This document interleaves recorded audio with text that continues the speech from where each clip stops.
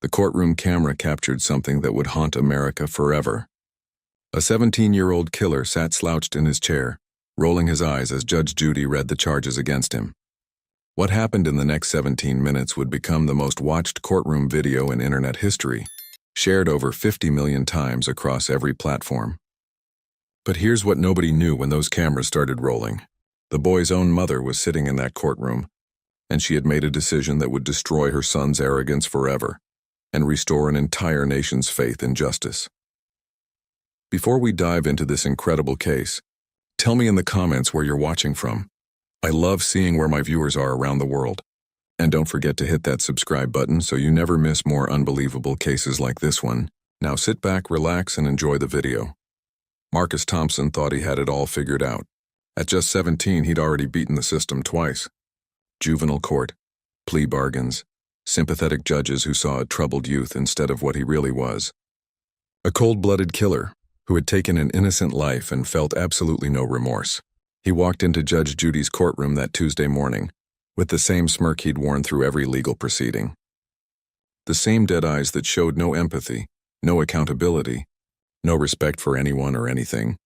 What Marcus didn't know was that his mother, Patricia Thompson, had spent the previous sleepless night making the hardest decision any parent could ever make. She had called the district attorney's office. She had spoken to Judge Judy's producers, and she had done something that would change both their lives forever. But we'll get to that devastating moment that broke the internet and restored millions of people's faith in parental accountability. Judge Judy had seen thousands of cocky teenagers walk through her courtroom doors over 25 years. Kids who thought their age was a shield, who believed manipulation would work, who assumed they could charm or intimidate their way out of consequences. But she had never encountered anything quite like Marcus Thompson. Within 30 seconds of opening his mouth, he would commit an act of disrespect so shocking that even veteran court staff would later say they couldn't believe what they witnessed. The victim's family sat in the front row, still grieving, still seeking justice for their daughter who would never come home again. They had no idea they were about to witness something that would give them the closure they'd been desperately seeking. Because sometimes justice doesn't come from a judge's gavel. Sometimes it comes from the most unexpected source imaginable. Sometimes it comes from a mother's love being stronger than a mother's protection.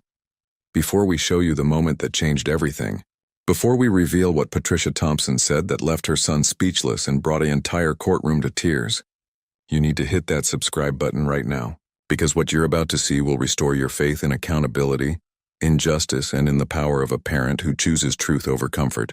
This isn't just a courtroom drama. This is the moment when enabling ended and real love began. And trust me, you've never seen anything like what happens when Judge Judy and a grieving mother team up to deliver the reality check that America desperately needed to see. Marcus Thompson wasn't born evil, but by 17, he had perfected the art of destroying lives without feeling a single moment of genuine remorse. The crime that brought him to Judge Judy's courtroom was as senseless as it was brutal. On a cold February night, he had taken the life of 16-year-old Sarah Martinez during what prosecutors called a robbery gone wrong. But those who knew Marcus understood the terrifying truth. This wasn't a robbery gone wrong. This was a calculated act by someone who had learned that being a minor meant different rules, lighter sentences, and endless second chances. Sarah Martinez had been walking home from her job at a local bookstore when Marcus approached her. Security cameras captured the entire encounter. There was no struggle, no resistance from Sarah. She handed over her purse immediately, exactly as her parents had taught her. But Marcus shot her anyway, point blank. Then he stood over her body for 37 seconds, showing no emotion, no panic, no regret. He calmly walked away while Sarah bled out on the sidewalk, calling for her mother with her final breaths. What made this case even more chilling was Marcus's behavior in the weeks that followed his arrest. While Sarah's family planned a funeral, Marcus was seen laughing with friends, posting on social media, and acting like nothing had happened. When police arrested him 3 days later, his first words weren't about Sarah or her family. They were about wanting to call his lawyer. No remorse, no acknowledgement of what he'd taken from the world, just cold, calculated self-preservation. This wasn't Marcus's first encounter with the justice system, and everyone in that courtroom knew it. At 14, he'd been arrested for armed robbery. The judge gave him community service and counseling, calling him a child who needed guidance. At 15, he'd been caught dealing drugs outside a middle school. Another sympathetic judge, another program, another chance to prove he could change. At 16, he'd assaulted a classmate so badly the boy needed reconstructive surgery. The juvenile court sealed his records and sent him to anger management classes. Each time, Marcus learned the same lesson. The system wasn't designed to punish him. It was designed to rehabilitate him. And he had mastered the art of playing along with that rehabilitation while becoming more dangerous with each passing year. He knew exactly what to say in counseling sessions, how to appear remorseful during sentencing, and most importantly, how to use his age as a shield against real consequences. Marcus had studied the juvenile justice system like other kids study video games. He knew that sealed records meant fresh starts. He knew that judges preferred treatment to punishment. He knew that being 17 meant he could commit almost any crime and still walk free before his 21st birthday. The system had taught him that accountability was optional, that consequences were negotiable, and that victims were less important than his potential for reform. But Marcus had made one crucial miscalculation that would prove fatal to his arrogance. He assumed that every authority figure would treat him the same way. He assumed that his practiced expressions of fake remorse would work on everyone. He assumed that his ability to manipulate caring adults would extend to Judge Judy's courtroom. He had never encountered someone who didn't care about his age, his potential, or his sob story. Someone who only cared about truth, accountability, and justice. His confidence was so complete that he had actually bragged to other inmates about appearing on Judge Judy. He told them it would be easy, that daytime TV judges were just entertainers, that he'd probably become famous and maybe even make some money from the appearance. He spent the morning before his court date, practicing his innocent expressions in the mirror, perfecting the same look that had fooled so many well-meaning adults who wanted to believe in his capacity for change. What Marcus didn't understand was that Judge Judy had dealt with thousands of Marcus Thompsons over her career. She had seen the pattern. The fake remorse followed by repeat offenses, the manipulation disguised as rehabilitation, the exploitation of a system designed to help troubled youth by predators who had learned to game that system. She knew exactly what Marcus was the moment he walked through her courtroom doors. Even more dangerous to his confidence was something Marcus couldn't see from the defendant's table. Sitting in the third row, dressed in black, was the one person who knew him better than anyone else in that courtroom. Patricia Thompson had given birth to Marcus, raised him, defended him through every arrest and every court appearance. She had been his biggest advocate, his strongest defender, his most reliable enabler. Until the night Sarah Martinez died. That night everything changed for Patricia Thompson, and she was about to show her son exactly what accountability really looked like. Judge Judy Scheindlin had built her legendary reputation on one unshakable principle that terrified manipulative teenagers across America. She didn't care about your age, your excuses, or your potential. She cared about what you did, why you did it, and whether you had the courage to take responsibility for the consequences. After 25 years on the family court bench in Manhattan, she had developed an almost supernatural ability to see through teenage manipulation in seconds, and Marcus Thompson was about to discover that his usual tricks wouldn't just fail in her courtroom, they would backfire spectacularly. What made Judge Judy particularly lethal to young criminals like Marcus was her complete immunity to the sob stories and fake remorse that had fooled every other judge he'd faced. She had heard every excuse, seen every crocodile tear, and watched countless teenagers try to use their youth as a get-out-of-jail-free card. While other judges saw potential for rehabilitation, Judge Judy saw patterns of behavior.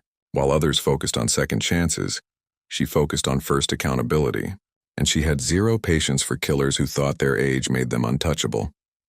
Judge Judy's approach with young offenders was surgical in its precision.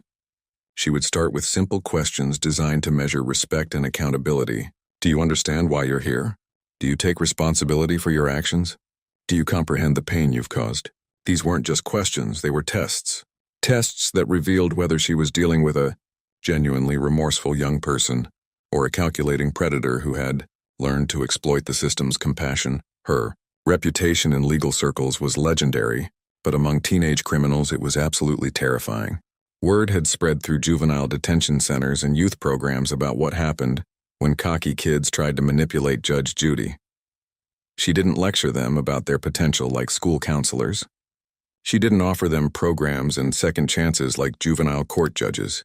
She held up a mirror and forced them to see exactly what they had become, often in ways that shattered their carefully constructed delusions of invincibility.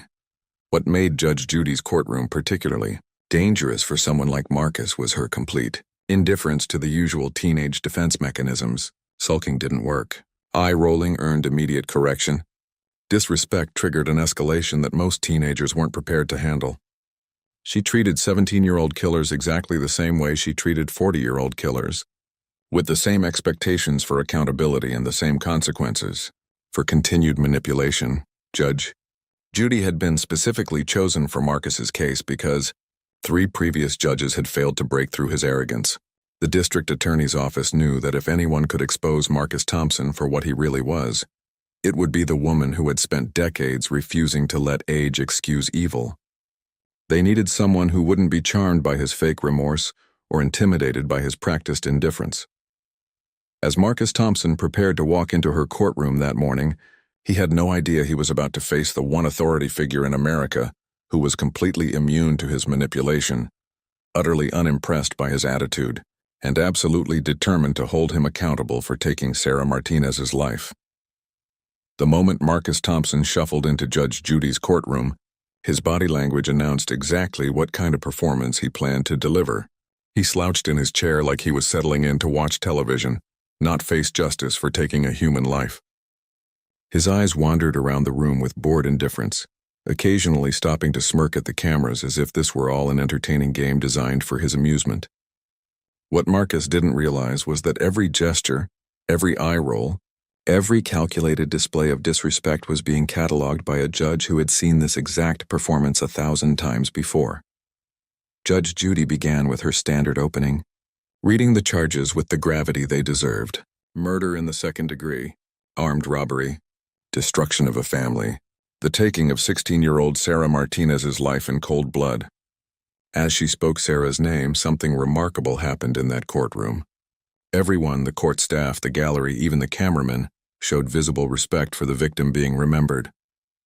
Everyone except Marcus Thompson, who actually yawned during the reading of the charges that had destroyed the Martinez family forever. When Judge Judy asked her first question, the tone was professional but firm. "Mr. Thompson, do you understand the charges against you?" Marcus's response revealed everything wrong with his character in just 5 words. "Yeah, whatever, I guess so." Not "yes, Your Honor," not an acknowledgement of the seriousness of the moment. Just casual dismissal delivered with a shrug that suggested this entire proceeding was beneath his attention. Judge Judy's eyes narrowed slightly, recognizing immediately that she was dealing with a textbook sociopath who believed his age made him immune to real consequences. The questioning continued, and with each exchange, Marcus's disrespect became more brazen and more calculated. When asked if he understood the impact his actions had on Sarah's family, he responded with a theatrical sigh and said, "Look, lady, stuff happens, all right? People die every day." The words hung in the air like poison. Sarah Martinez's mother, sitting in the front row, let out a quiet sob.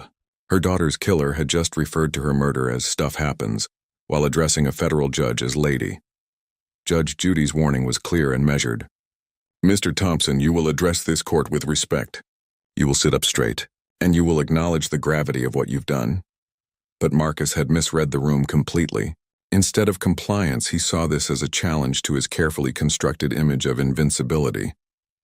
He leaned further back in his chair, crossed his arms, and delivered the response that would seal his fate. "Or what? You gonna send me to my room? I'm just a kid, remember?" The courtroom atmosphere changed instantly. Veteran court officers who had seen everything in their decades of service exchanged shocked glances. The stenographer actually paused her typing for a moment, unable to believe what she had just heard. A 17-year-old killer had just mocked Judge Judy to her face, while dismissing his victim's murder as a trivial inconvenience. Even by the standards of juvenile court, this level of calculated disrespect was unprecedented. Judge Judy's response was controlled but deadly. "Mr. Thompson, you seem to believe that your age protects you from accountability. You seem to think that being 17 means the rules don't apply to you. Is that correct?" Marcus, feeling confident that he had successfully established his untouchable status, made the fatal mistake of doubling down. Pretty much, yeah. What's the worst that can happen? Juvie until I'm 21? Big deal. I'll be out living my life while you're still here judging people on TV. The silence that followed was deafening. Marcus had just confessed to viewing Sarah Martinez's murder as nothing more than a temporary inconvenience. He had openly mocked the justice system, disrespected a federal judge, and demonstrated complete sociopathic indifference to the pain he had caused. But what Marcus didn't notice was the movement in the gallery behind him. What he couldn't see was the woman in the third row who had been watching this entire exchange with growing horror and shame. Patricia Thompson had raised the boy sitting at that defendant's table, but she was watching a monster perform for the cameras.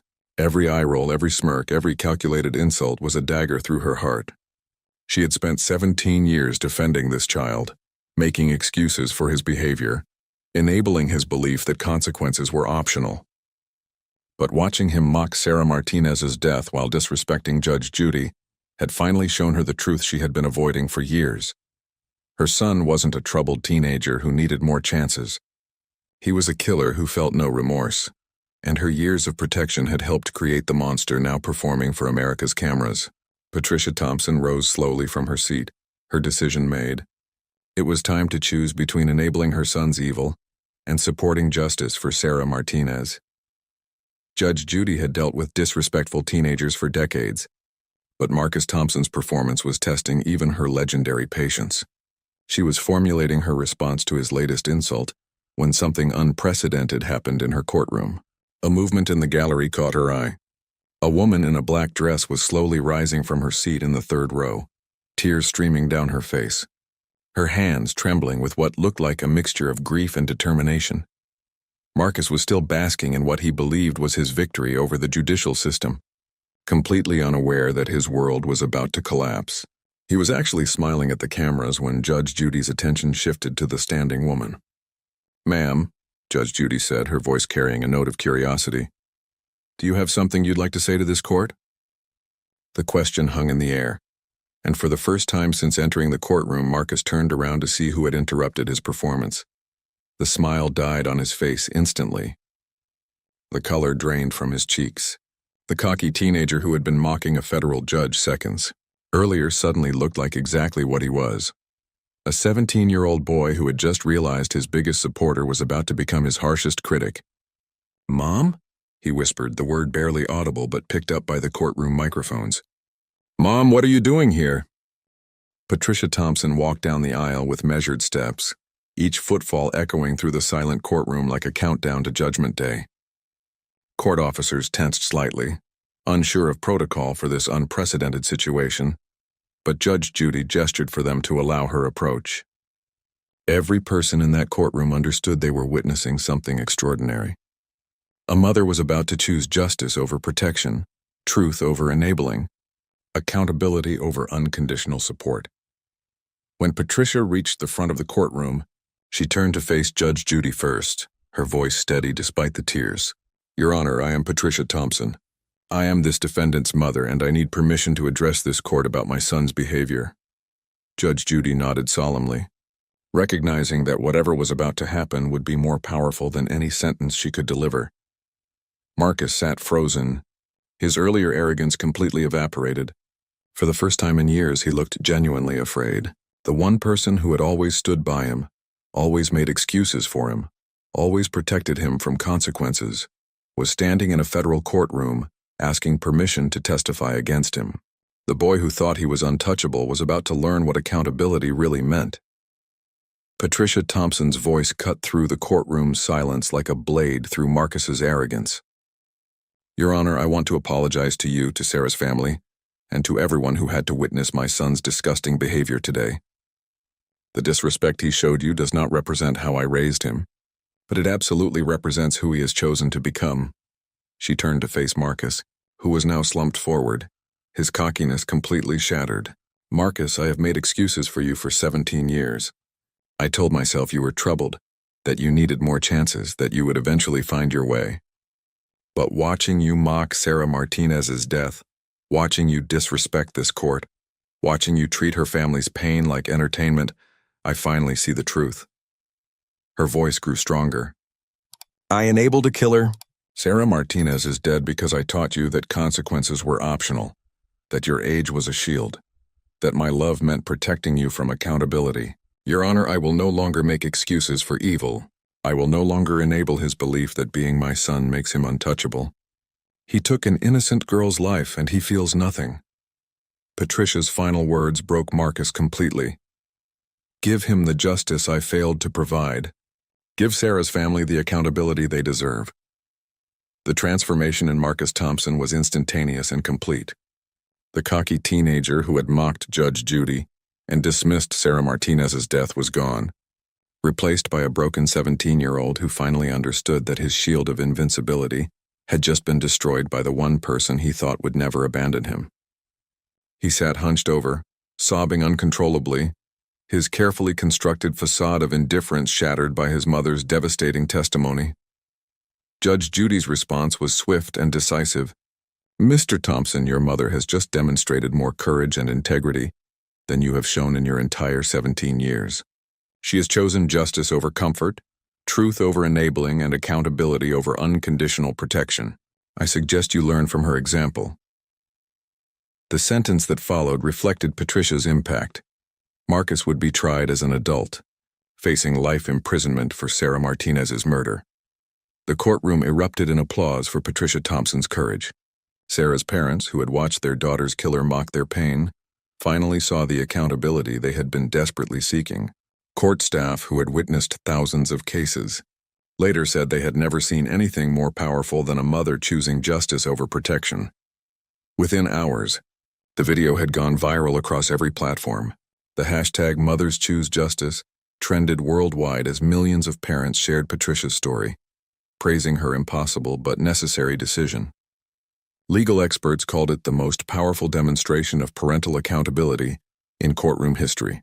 Child psychologists used the footage to teach about the dangers of enabling versus supporting.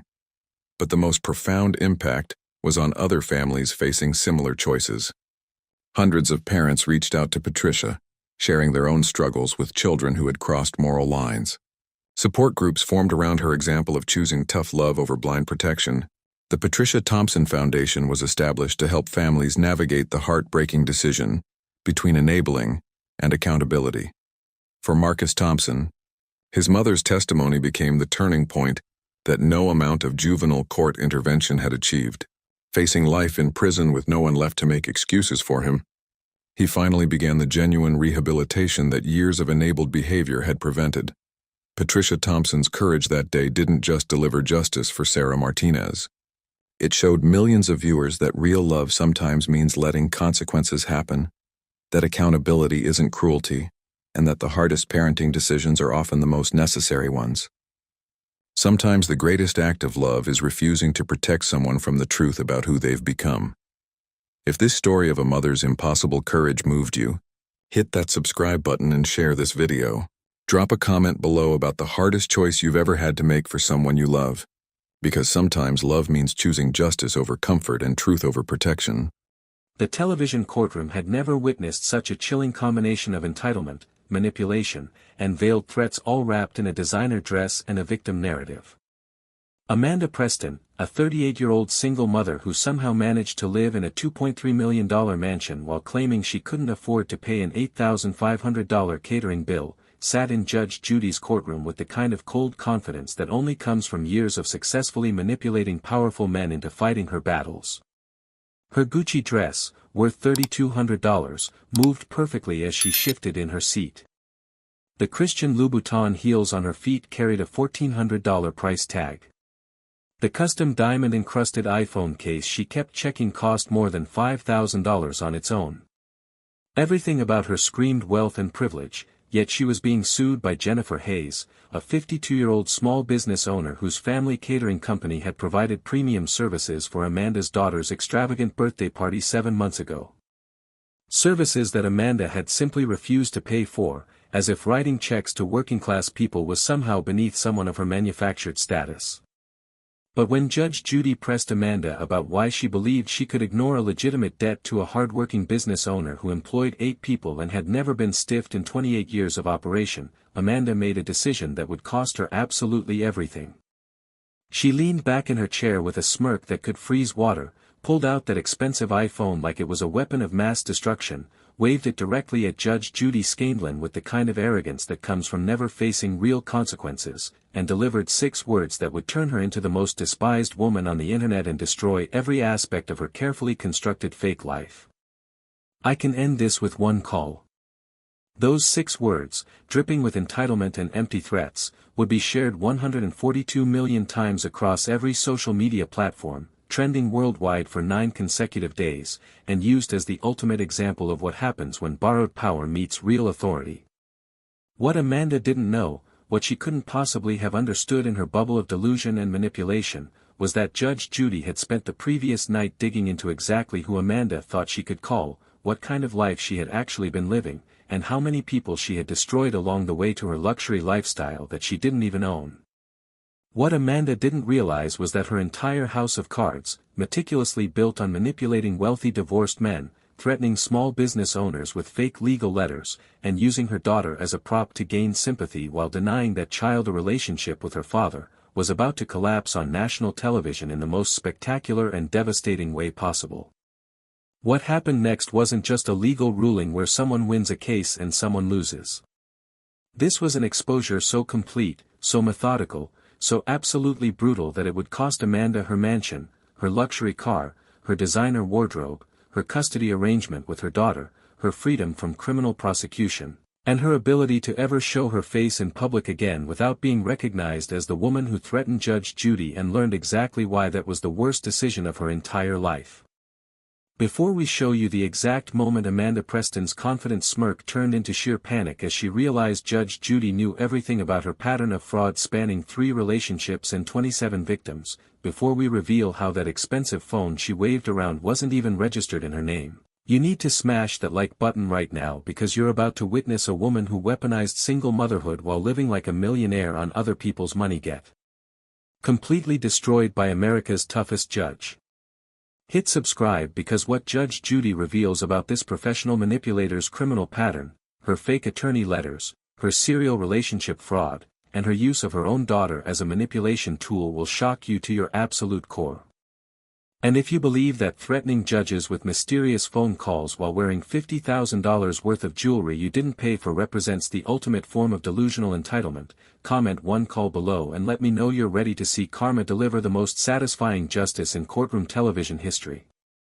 Trust me when I say the next 20 minutes will restore your faith that no amount of fake connections, no amount of borrowed power, and no amount of manufactured victim status can save you when you face a judge who has spent 25 years in family court dealing with manipulators, liars, and frauds who thought they were smarter than the system. Here's a question that millions of hardworking Americans who play by the rules and pay their bills ask themselves every single day. When did some people start believing that being attractive and claiming victim status gives them the right to cheat honest business owners out of money they earned? When did threatening people with vague connections to powerful men become an acceptable way to avoid paying legitimate debts? When did waving an expensive phone become a substitute for actually having real power or real resources? Because what happened to Amanda Preston proves that Judge Judy remembers something that entitled frauds always forget. In a courtroom, the only power that matters is truth, evidence, and whether you treated people with basic human decency. Thursday afternoon, 2:30 sharp, Studio 4A. The case being called was Jennifer Hayes vs. Amanda Preston, $8,500 in unpaid catering services plus damages for emotional distress and business harm. What should have been a straightforward breach of contract case, the kind that gets resolved in 15 minutes with basic evidence and testimony, was about to become a deep investigation into fraud, manipulation, and a lifestyle built entirely on lies and other people's money. The bailiff's voice cut through the murmur of the assembled audience as he announced the parties, and the contrast between the 2 women entering that courtroom couldn't have been more stark or more representative of everything this case would expose. Amanda Preston entered first, and she didn't just walk into the courtroom like a normal defendant preparing to defend herself against legitimate accusations. She made an entrance like she was arriving at a charity gala where photographers should be waiting to capture her importance for the society pages. Her perfectly highlighted blonde hair, fresh from a salon appointment that probably cost $300, bounced with each confident step. Her designer sunglasses, Chanel frames worth $650, sat perched on top of her head like a crown even though she was indoors in a courtroom. She carried that diamond-encrusted iPhone like it was a status symbol, checking it twice before even sitting down, completely ignoring the bailiff's instruction to silence all devices. Her entire demeanor screamed that she viewed this proceeding as an inconvenience, an annoyance that she would quickly dispense with before returning to her real life of luxury brunches and shopping trips funded by men she wasn't married to. Jennifer Hayes entered the courtroom like a woman carrying the weight of 7 months of stress, sleepless nights, and financial worry that had nearly destroyed her family business. She was 52 years old, wearing a modest business suit from a department store, the kind of practical outfit that working people wear when they need to look presentable but can't afford designer labels that cost more than a month's rent. In her hand she clutched a 3-ring binder stuffed with contracts, emails, text messages, photographs, and documentation that represented her desperate attempt to get justice against someone who had the resources to make problems disappear with threats and manipulation. Her hands trembled slightly as she took her position at the plaintiff's table, not from fear of the legal process itself, but from the accumulated stress of fighting for what she was owed while watching her business suffer because one entitled woman decided that paying bills was optional. The dark circles under Jennifer's eyes told the story of someone who had been working double shifts to make up for the revenue loss, someone who had nearly been forced to lay off employees who depended on their paychecks, someone who had questioned whether fighting back was worth it when Amanda had resources and connections that seemed infinite. Judge Judy reviewed the case file with the methodical attention of someone who had presided over 20,000 cases and developed an almost supernatural ability to spot patterns of fraud and manipulation within the first 30 seconds of hearing testimony. Her experienced eye had already caught several inconsistencies in Amanda's initial paperwork, small lies that pointed to much bigger deceptions underneath the surface. Judge Judy opened the proceedings with her signature no-nonsense approach, her voice cutting through the courtroom air with surgical precision. "Miss Preston, you're being sued for $8,500 in unpaid catering services for your daughter's birthday party. Why haven't you paid this bill?" Amanda's response was immediate and practiced, delivered with the kind of rehearsed confidence that comes from years of talking her way out of consequences. "Your Honor, there were significant quality issues with the service provided. The food wasn't prepared to the standards I was promised. The presentation was subpar. And frankly, I felt I was being overcharged for what was actually delivered." She said it all without looking at Jennifer, without acknowledging the woman she was accusing of incompetence, treating her like she was invisible or beneath acknowledgement. Judge Judy leaned forward slightly, her radar already pinging on the dismissive tone and vague accusations. "Do you have any photographs or documentation of these quality issues you're describing? Any evidence that the food wasn't prepared properly or that the service was subpar?" Amanda waved her hand in a gesture of casual dismissal that made several audience members exchange glances of disbelief. "I was hosting a party for my daughter, Your Honor. I wasn't walking around with a camera documenting problems. I was trying to manage the situation and make sure my daughter's special day wasn't completely ruined by incompetent service." The word incompetent hung in the air like an insult, and Jennifer's hands tightened on her binder as she fought to control her emotional response to being called incompetent by someone who hadn't paid for services rendered 7 months ago. Judge Judy's eyebrows raised slightly, that first warning sign that experienced viewers knew meant trouble was building beneath the surface. "So you're asking this court to believe your claims about poor quality without any evidence whatsoever? No photos, no witness statements, no documentation of any kind?" Amanda shifted in her seat with an exaggerated sigh that the microphones picked up clearly, a sound that communicated her belief that she was dealing with someone who simply didn't understand how the world worked. "Your Honor, I'm a single mother trying to give my daughter a nice birthday party. I shouldn't have to provide forensic evidence and witness testimony just to dispute being overcharged by someone who didn't deliver what they promised." The single mother card, played early and obviously, as if having a child gave her the right to cheat people and avoid paying legitimate debts. Judge Judy noticed something else, something that would become central to unraveling Amanda's entire deception. The outfit Amanda was wearing, the accessories she carried, the jewelry visible on her wrists and fingers, all of it combined was worth more than the disputed $8,500 bill she claimed she couldn't afford to pay. A woman who couldn't pay for catering services shouldn't be wearing a $3,200 designer dress and carrying a phone with a $5,000 custom case. Judge Judy turned her attention to Jennifer Hayes, her tone softening slightly in the way it always did when addressing people who had clearly been wronged by entitled manipulators. "Miss Hayes, tell me about this event and what actually happened."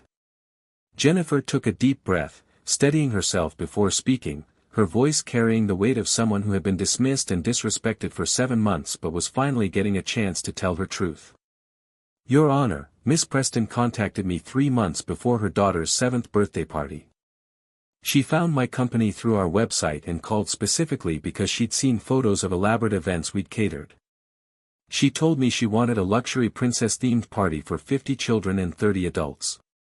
She showed me pictures from Pinterest of setups that would cost thousands of dollars and told me explicitly that money was no object, that she wanted the absolute best for her daughter Sophia because, in her words, this little girl deserves everything." Jennifer opened her binder and pulled out the signed contract, walking it up to Judge Judy's bench. "We drafted a comprehensive contract specifying everything. Custom gourmet menu with both child-friendly options and sophisticated adult entrees. An elaborate dessert bar with a custom 3-tier cake that alone cost $800. Full-service setup and breakdown with our staff handling every detail. Coordination of all rental equipment including tables, chairs, linens, and serving pieces. A team of 6 servers working the 4-hour event from setup through cleanup. The total agreed price was $8,500, itemized in the contract that Miss Preston signed without any questions or negotiations. The contract required a 50% deposit of $4,250 before we would begin work. Amanda wrote a check for the deposit that initially bounced, creating our first red flag." Jennifer's voice tightened with the memory. "When I called her about the bounced check, she acted like I was being unreasonable for even mentioning it. She claimed it was a bank error and wrote a second check, which cleared after I told her I would cancel the entire event if payment didn't go through immediately. That should have been my warning to walk away, but I believed in giving people the benefit of the doubt, and she seemed so sincere about wanting this special day for her daughter. The party was scheduled for a Saturday in March. My team arrived at 11 in the morning to set up for the 1 p.m. start time, working in the backyard of the home Miss Preston was living in, a massive estate with a pool and landscaped gardens. We spent 2 hours creating exactly what she had requested, photographing everything as we went because Miss Preston had been so particular during the planning process about wanting everything perfect. Every detail matched the contract specifications. Hot foods were maintained at proper temperature in our professional warming equipment. Cold items were kept on ice in our display arrangements. The dessert bar looked like something from a magazine spread.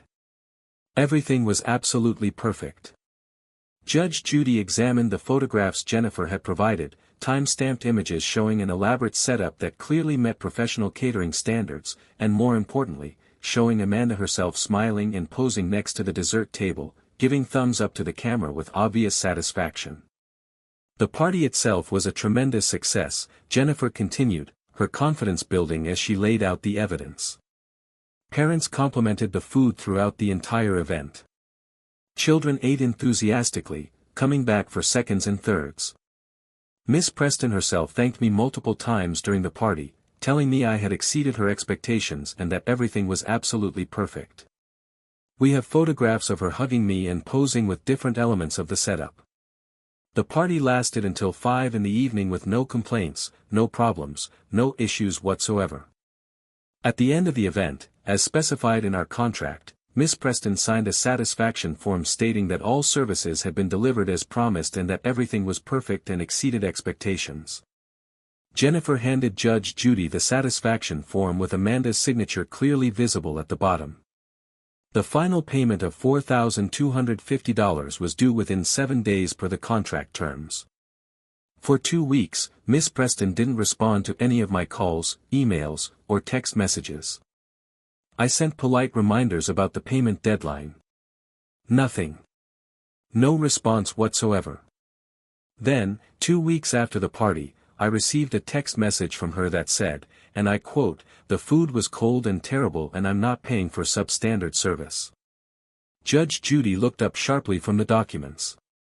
She waited 2 weeks and then suddenly claimed the food was cold. After signing a form saying everything was perfect. After posing for photos with your dessert display. Jennifer nodded emphatically. I immediately responded with copies of all the photographs from the event, the signed satisfaction form, and statements from 3 of her guests who had contacted me afterward to book their own events because they'd been so impressed with our work. Miss Preston's response was to block my phone number completely. I sent the invoice by certified mail to ensure she received it. She sent back a letter on legal letterhead from someone claiming to be her attorney, Robert Mathers, threatening to sue me for harassment and defamation if I continued trying to collect payment for services she claimed were inadequate.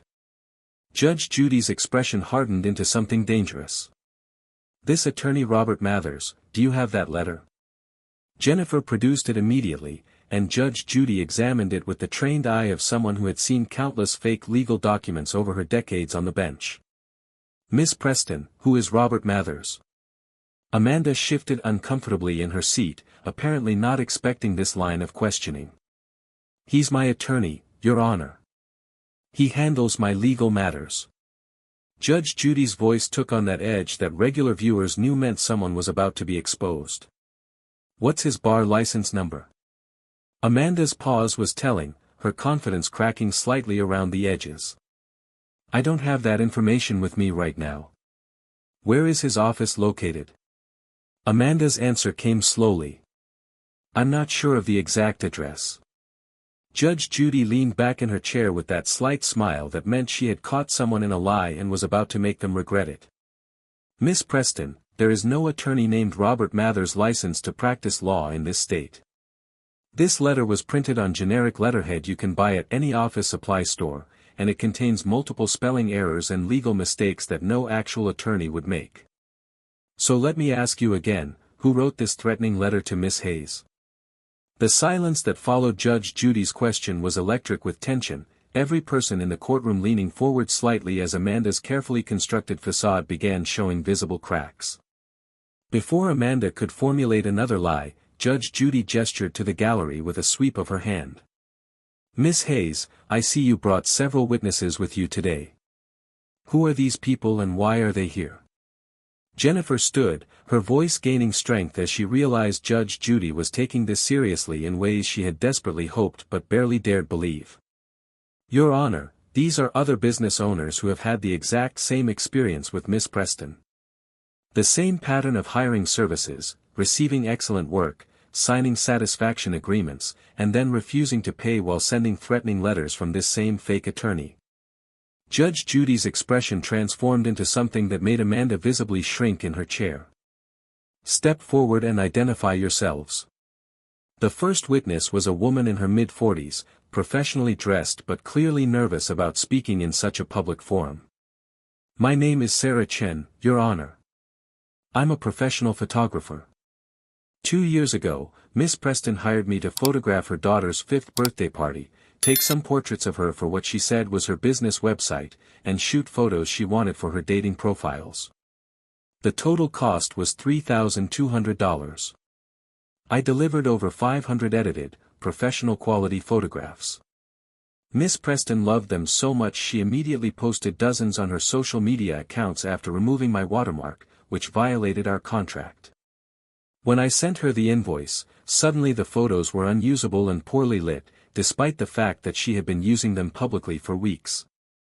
I sent her a cease and desist letter about the copyright violation. She responded with a letter from Robert Mathers threatening to sue me for harassment. I eventually wrote off the loss because I couldn't afford to pursue legal action against someone who seemed to have unlimited resources for attorneys." Sarah's voice cracked slightly. "That $3,000 represented a month of income for my small business. I nearly had to close because of that loss." The second witness stepped forward, a Latina woman in her late 30s with the exhausted look of someone who had been fighting for justice for too long. "I'm Michelle Rodriguez, Your Honor. I run a party planning business. Miss Preston hired me to coordinate her daughter's 5th birthday party, the same event Miss Chen photographed. My services included vendor coordination, timeline management, setup supervision, and day of execution. The contract was for $6,800. Everything went flawlessly. She posted photos on social media tagging my business and praising my work with comments about how I made her vision come to life perfectly. 2 weeks later, she sent a message claiming there were too many mistakes and she wasn't paying. I showed her screenshots of her own social media posts praising me. She blocked me on every platform. I received the same threatening letter from Robert Mathers. That loss nearly bankrupted my startup business. I had to take out a personal loan to cover my expenses because I'd already paid my vendors and staff based on expecting her payment. The third witness was an older man, weathered and clearly uncomfortable in the formal courtroom setting but determined to have his story heard. My name is David Torres, Your Honor. I own a landscaping company. Miss Preston hired us to completely redesign the backyard of the house she was living in. She said she needed it done immediately because she was hosting a garden party. The job cost $12,000. We worked overtime, finished in 2 weeks instead of the normal 4. She walked the property with me when we completed the work, told me it was absolutely perfect and exactly what she wanted. I have her text messages saying it exceeded her expectations. Her check bounced. When I called her, she said her boyfriend would take care of it. Never happened. I filed in small claims court and won a judgment 3 years ago. She never paid a single dollar. I tried to garnish her wages and discovered she has no reported income. I tried to place a lien and discovered she owns no property. Everything is in other people's names. That judgment is still unpaid. I lost $12,000 and had to lay off one of my workers because of the financial hit. Judge Judy's face had transformed into an expression of barely controlled fury as she opened a thick file folder that had been sitting on her bench throughout the proceedings. Miss Preston, let's talk about your lifestyle and how you managed to afford it while apparently having no income, no assets, and a trail of unpaid debt stretching back years. Amanda's voice took on a defensive edge that made her sound like a cornered animal. Your Honor, I don't see how my personal finances are relevant to this dispute about catering services. Judge Judy's response was swift and cutting. It's extremely relevant when you're claiming you couldn't afford to pay $8,500 while sitting in my courtroom wearing a $3,200 dress, $1,400 shoes, and carrying a phone with a custom case that costs $5,000. It's relevant when multiple witnesses are testifying to an identical pattern of fraud. And it's especially relevant when my research team has uncovered exactly how you've been living for the past 7 years. Judge Judy began reading from the file with the methodical precision of a prosecutor laying out a criminal case. Amanda Preston, you have filed 0 income tax returns for the past 5 years. No W-2 forms, number 1099 forms, no business income reported to the IRS despite claiming to be an entrepreneur and consultant. You have no registered business entity in this state or any other. The $2.3 million home you live in is mortgaged in the name of Richard Whitmore, your current boyfriend. The Range Rover you drive is leased in Richard Whitmore's name. Your credit cards are all authorized user accounts on other people's cards. Your daughter's $35,000 per year private school tuition is being paid by Marcus Ashford, your previous boyfriend from 2 years ago. Your health insurance is still on the family plan of Thomas Chen, the boyfriend you had before Marcus. You don't own a single asset. You have no legitimate income. Everything in your life is provided by men you're dating or have dated. Judge Judy looked up from the file with an expression of contempt that made the temperature in the courtroom drop 10 degrees. So let me ask you directly, Miss Preston. How exactly do you support yourself and your daughter?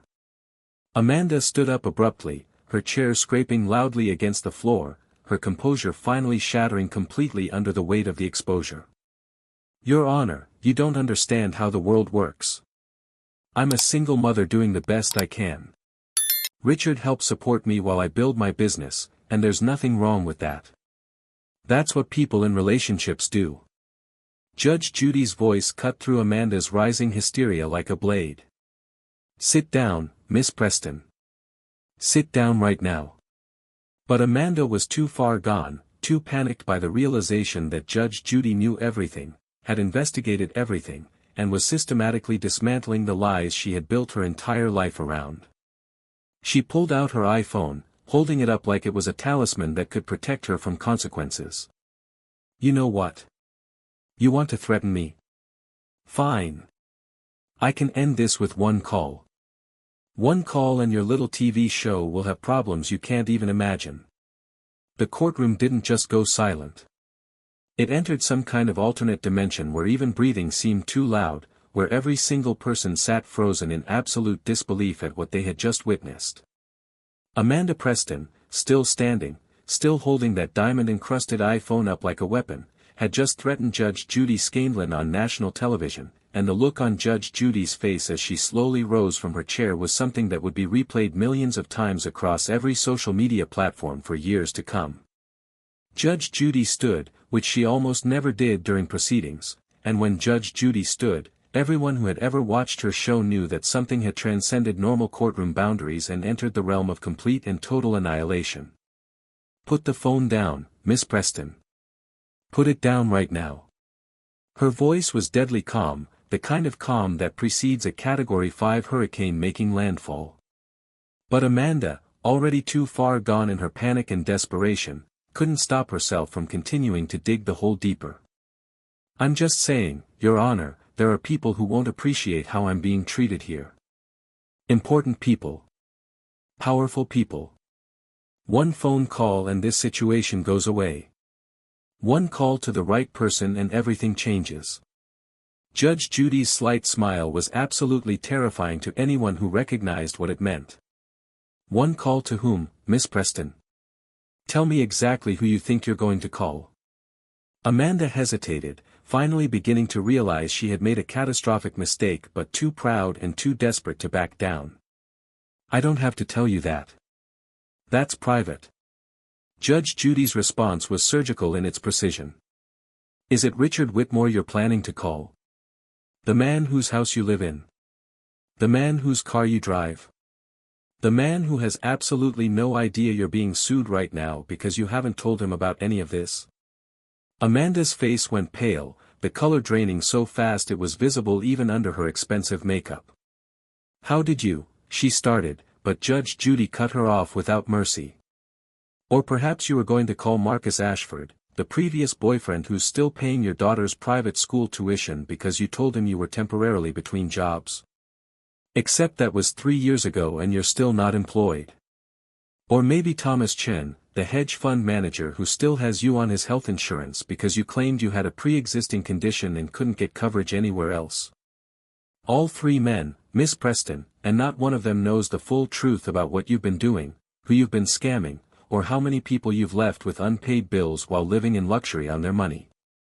Judge Judy opened her file folder and began reading with the voice of someone who had been waiting years for exactly this moment, the opportunity to expose a predator so completely that they could never hunt again. "My research team has been extraordinarily thorough, Miss Preston, and here's what we discovered about your pattern of behavior over the past 7 years. You target wealthy divorced men, typically 15 to 20 years older than you, men who are successful but lonely and susceptible to a beautiful woman who claims to need their help and protection. You move in with them within 3 to 6 months of meeting them, always with your daughter in tow to create the image of an instant family. You convince them to put the house and car in their names for supposed tax purposes. You get added as an authorized user on their credit cards. You claim you're building a business and just need a little time to get established, so you contribute nothing financially while spending thousands of dollars per month on personal luxuries. And then you run up massive bills with local vendors, always promising that your boyfriend will pay, always saying money is no object. When the vendors come looking for payment, you suddenly discover quality issues that didn't exist. You refuse to pay. You send threatening letters from your fake attorney Robert Mathers. And when the vendors give up because they can't afford to fight you legally, you move on to the next victim. When each relationship eventually ends after 18 to 24 months because these men finally realize they're being used, you simply move directly to the next wealthy target, leaving the previous boyfriend stuck with mortgages, car leases, and unpaid vendor bills. The gallery was completely silent except for the sound of Judge Judy turning pages in her file, each document another nail in the coffin of Amanda's fake life. Thomas Chen, 2018 to 2020. You lived in his home, drove his car, spent his money.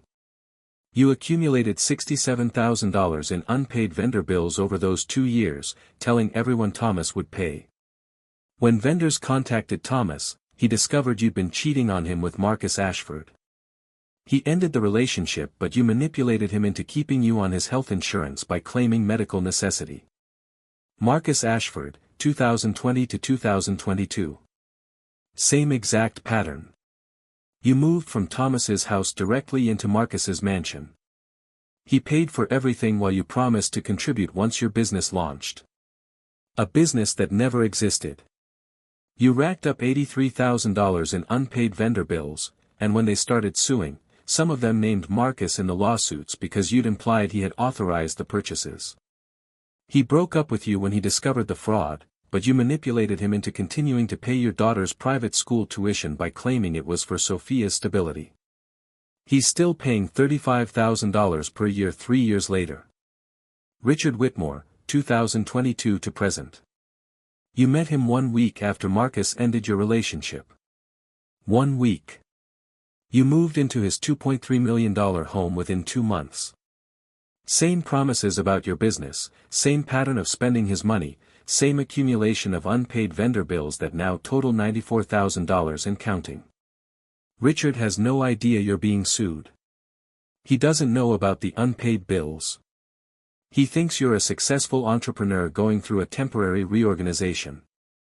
You're spending $8,000 to $12,000 per month of his money on personal luxury items while claiming to be building a business. Judge Judy's voice rose with righteous fury as she delivered her final devastating blow. 27 small business owners, Miss Preston. $263,000 in unpaid bills over 7 years. 3 wealthy men defrauded. A daughter weaponized as a prop to gain sympathy.